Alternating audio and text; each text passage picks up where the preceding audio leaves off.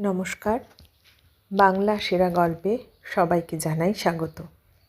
শুরু করছি আজকের গল্প। আজ পড়ে শোনাব গজেন্দ্র কুমার মিত্রের লেখা গল্প বর্ধমানে এক রাত্রি। তাহলে শুরু করি। গল্পের নাম বর্ধমানে এক রাত্রি। সে 1930 কি 31 সাল হবে, আজ আর ঠিক মনে নেই।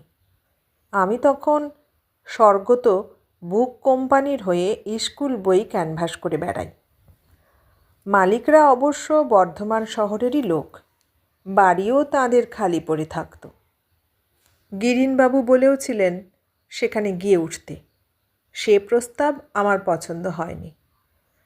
বড় বাড়ি খালি পড়ে আছে, সরকার আর চাকরের রাজত্ব, তার জন্যে অত দূরে থাকবো কেন? তাছাড়া ওরা যখন খরচা খরচ সম্বন্ধে বিন্দুমাত্র কৃপণ নন, তখন অত কষ্ট করে থাকবো কেন? সুতরাং উঠেছিলাম ডাকবাংলোয়। সেও অবশ্য খুব সুখপ্রদ নয়। স্টেশন থেকে নেমে শহরের উল্টো দিকে যেতে হয়, খেতে আসতে হয় রানীগঞ্জ বাজারে। আগেকার আমলের মোটা দেওয়ালের বাড়ি, ভ্যাপসা গন্ধ, তবু একা থাকায় একটা শান্তি আছে। হোটেলের থেকে অনেক ভালো, নিজস্ব বাথরুম। তাছাড়া বসবাসযোগ্য হোটেল পরে কিছু হয়েছে, তখন বিশেষ ছিল না। বিকেলে এসে পৌঁছে মুখ হাত ধুয়ে একটা বই পড়ছি। এবার উঠে খেতে যাব। হঠাৎ মনে হলো কানে একটা পরিচিত স্বর এসে পৌঁছল। দুটো ঘরের মধ্যে যদিও একটা নিরেট দেওয়াল, তবু খড়ের চাল বলে কথা কানে যেতে অসুবিধে নেই। আর যার গলা কানে গেল, জোরালো কণ্ঠ, স্বরের ওপরই তাঁর জীবিকা। মাঠে বহু লোককে প্রত্যহ বক্তৃতা শোনাতে হয়, সেইটেই তাঁর পেশা। সে সময়ে মাইক্রোফোনের চল ছিল না, অমাইক গলা ছাড়া বক্তৃতা সম্ভব হতো না। আজ যাদের 70-80 বয়স, এমনকি 60-65ও, তাঁদের অনেকেই নগেনবাবুর বক্তৃতা শুনেছেন।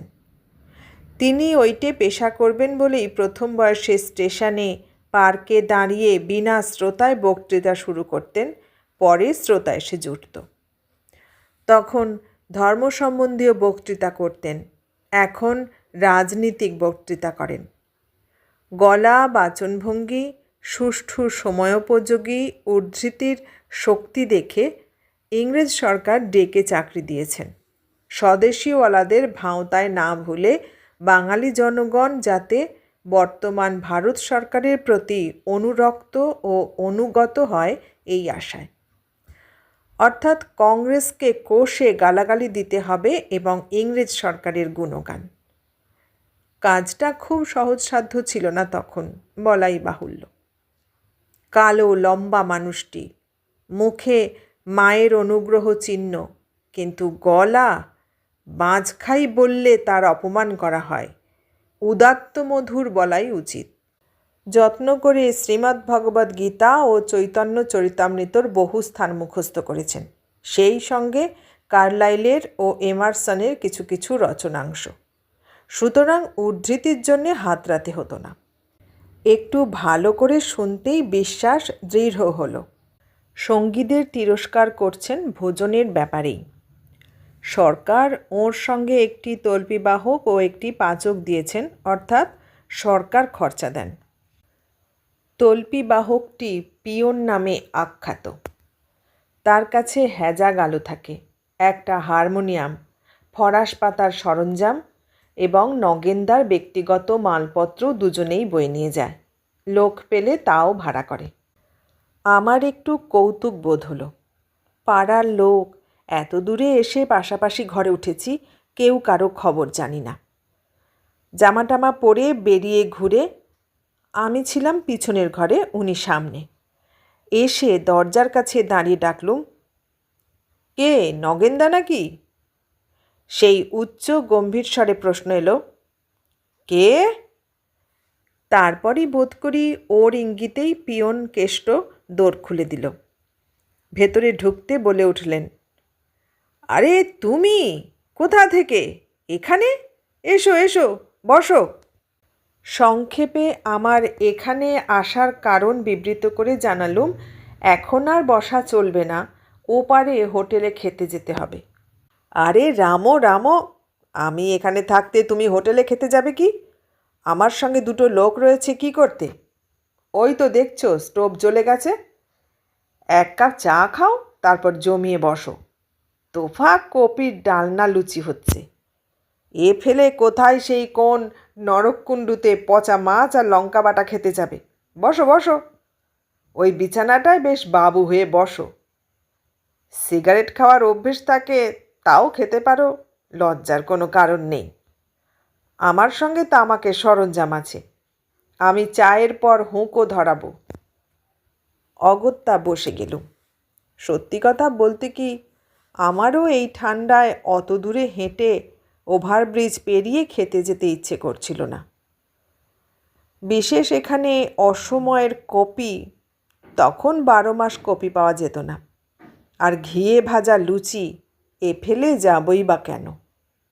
বসে এ কথা সে কথার পর হঠাৎই বলে ফেললুম, আচ্ছা, এই যে আপনি কংগ্রেসিদের গাল দিয়ে ইংরেজের জয়গান করে বেড়ান, আপনার আত্মগ্লানি হয় না? না, পেট চালানোর জন্যে তো করতেই হবে, সে কথা বলছি না। তবে দেহটা তারা ভাড়া করে রেখেছে, মনটা তো আপনার নিজের। তিনি ডাক বাংলোর ভারী বড় ইজি চেয়ারে পা তুলে বেশ আরাম করে বসেছিলেন। হঠাৎ গড়গড়ার নল মুখ থেকে নামিয়ে সোজা হয়ে বসলেন। উদ্দীপ্ত কণ্ঠে বলে উঠলেন, মোটেই না, একটুও আত্মগ্লানি হয় না। আমি মনে প্রাণে চাই ইংরেজ আরও কিছুদিন থাকুক। দেখো, বহুদিনের পাপ জমেছে, জগদ্দল শিলার মতো চেপে বসেছে জাতের মাথায়। কাশীতে সারনাথ গিয়েছ? সেখানে শুধু ধুলোমাটি পড়ে পড়ে মৌর্য গুপ্ত সভ্যতা কোন অতলে চাপা পড়ে গেছিল। এ তো পর্বত প্রমাণ পাপ। 2500 বছরের ইতিহাস তো চোখের সামনে। বুদ্ধর আমল থেকে দেখো, জ্ঞাতিবিরোধ, ক্ষুদ্র ক্ষুদ্র লোভ আর ইতরতা, নিয়ত যুদ্ধ বিগ্রহ। এই তো জয়চাঁদ অনঙ্গপাল থেকে শুরু করে রানা সংগ্রাম সিংহ পর্যন্ত এক ইতিহাস। নিজেরা না পেরে উঠে বিদেশি বিধর্মীকে ডেকেছে। গ্রিক, হুন, শক সকলের সঙ্গেই কিছু লোক নগদ লাভের আশায় মিতালি করেছে।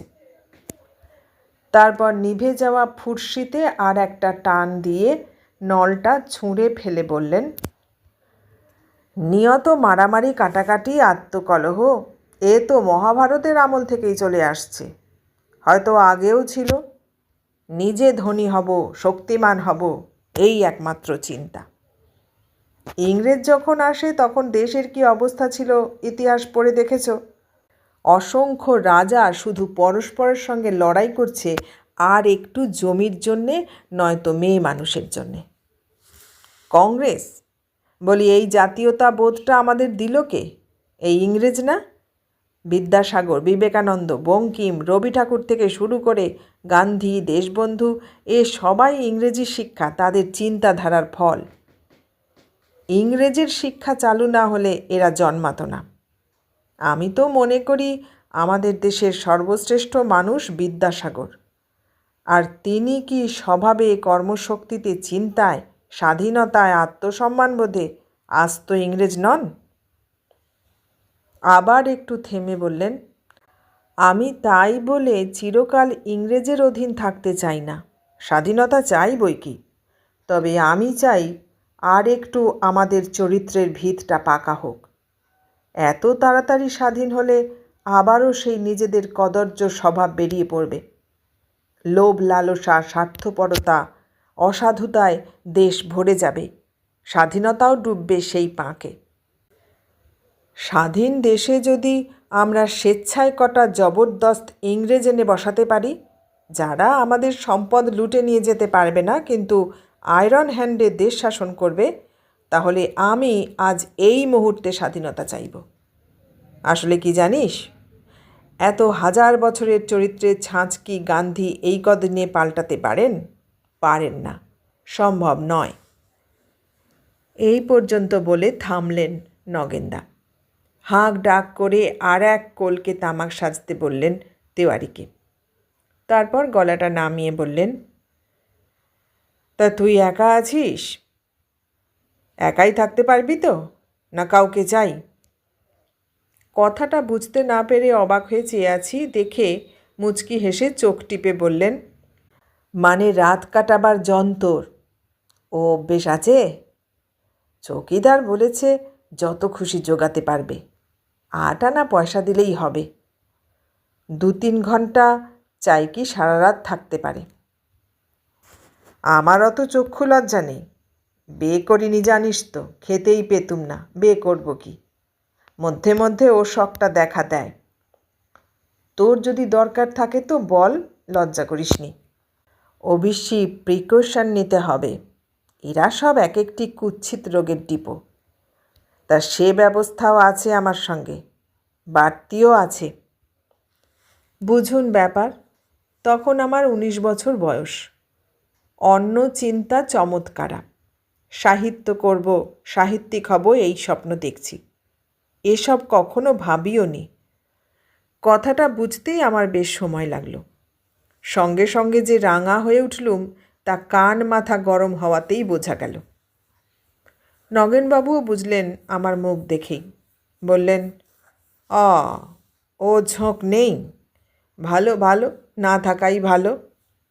এর মধ্যে তেওয়ারি এসে জানালো, খানা তৈয়ার, এখনই কি চৌকা লাগবে? হ্যাঁ হ্যাঁ, আর কি, 9:30 তো বাজে, এই টেবিলেই দাও দুজনকে। তারপর আমাকে বললেন, কি তুমি মুখ হাত ধোবে নাকি?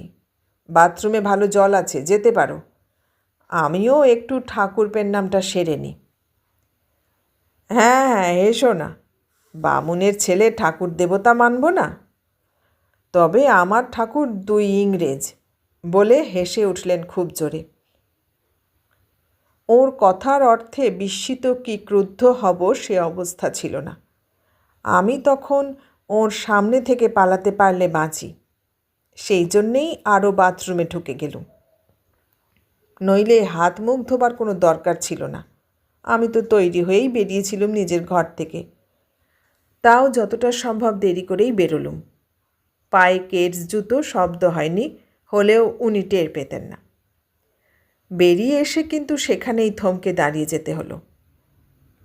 যে দৃশ্য চোখে পড়ল তার জন্য প্রস্তুত ছিলাম না, কল্পনাও করতে পারতুম না, 20 বছর ধরে ভাবলেও। আগে নজরে পড়েনি, ওদিকের দেওয়াল ঘেঁষে একটা কাঠের চেয়ারে একটু পুজোর বেদির মতো করা হয়েছে। তাতে 2টি ফ্রেমে বাঁধা ছবি, বিদ্যাসাগর আর মহাত্মা গান্ধীর। 2টিরই গলায় ফুলের মালা। তার সামনে হাঁটু গেড়ে বসে নগেনদা। তার 2 চোখের প্রান্ত বেয়ে জলের ধারা নেমে 2 গণ্ড প্লাবিত করছে। অস্ফুট কণ্ঠে বারবার শুধু বলছেন, আমাদের মানুষ করো, আমাদের মানুষ করো। গজেন্দ্র কুমার মিত্রের লেখা বর্ধমানে এক রাত্রি গল্পটি শুনলেন। কেমন লাগলো গল্পটা? ভালো লাগলে লাইক, কমেন্ট, শেয়ার করবেন, আর নতুন বন্ধু হলে সাবস্ক্রাইব করার অনুরোধ রইল। সবাইকে অনেক ধন্যবাদ জানিয়ে আজ এখানে শেষ করলাম।